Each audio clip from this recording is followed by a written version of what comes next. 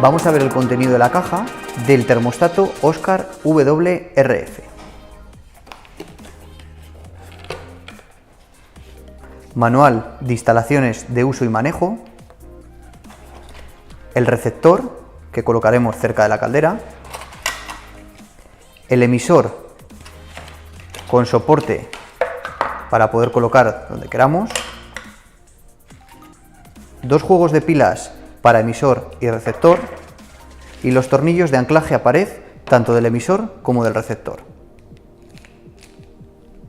Para conectar los cables dentro de la caldera, lo primero que debemos hacer es quitar la carcasa frontal. Para quitar la carcasa frontal, lo primero que haremos es aflojar los dos tornillos de la parte inferior.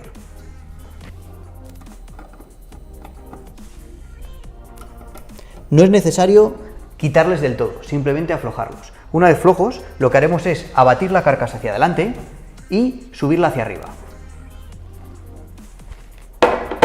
El siguiente paso es bajar la pantalla central. Para bajar la pantalla central disponemos de un tornillo en el medio que también aflojaremos.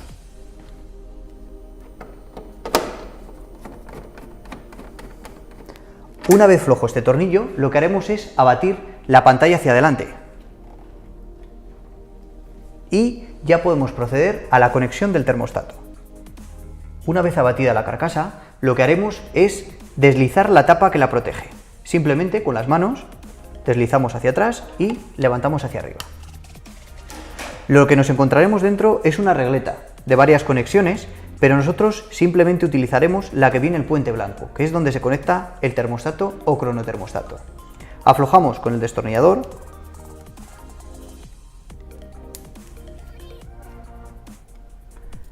y eliminamos el puente. En la misma conexión lo que haremos es conectar los dos cables.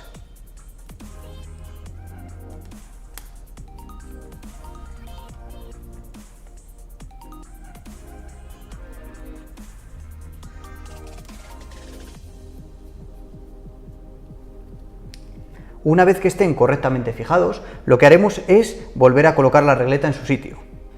Para ello, en la parte izquierda disponemos de una pequeña hendidura que es por donde pasarán los cables, de tal manera que no nos estorben a la hora de cerrar la tapa.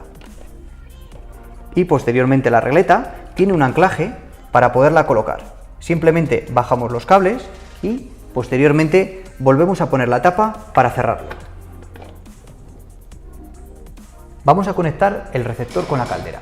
Para conectar el receptor con la caldera, lo primero que debemos de hacer es separar la base de la carcasa. Simplemente, igual que hemos hecho con el termostato, mediante la presión de los dedos, lo separamos en dos. Por un lado nos quedará la base, en la cual vamos a conectar los cables, y por otro lado la carcasa, que posteriormente pondremos las pilas. En la base nos encontramos una tapita de color blanco, que debemos de quitar el tornillo. Una vez flojo el tornillo, lo que debemos de hacer es quitar la tapa. Y una vez quitado la tapa, lo que haremos es conectar los dos cables a la regleta verde. Vemos que tenemos dos pasos, uno por la parte inferior y otro por la parte superior, para pasar los cables. Y simplemente introducir el cable, apretar de manera firme.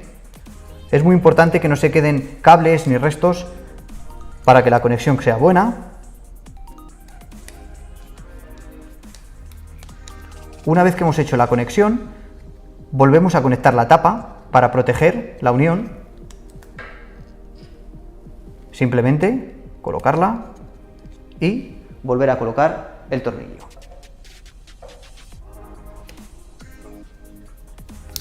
Una vez que lo tenemos conectado, el siguiente paso será, nos vamos a centrar en la carcasa. La carcasa, debemos de colocar las pilas. Para la posición de las pilas, vemos que tiene un dibujito en la parte inferior que seguiremos.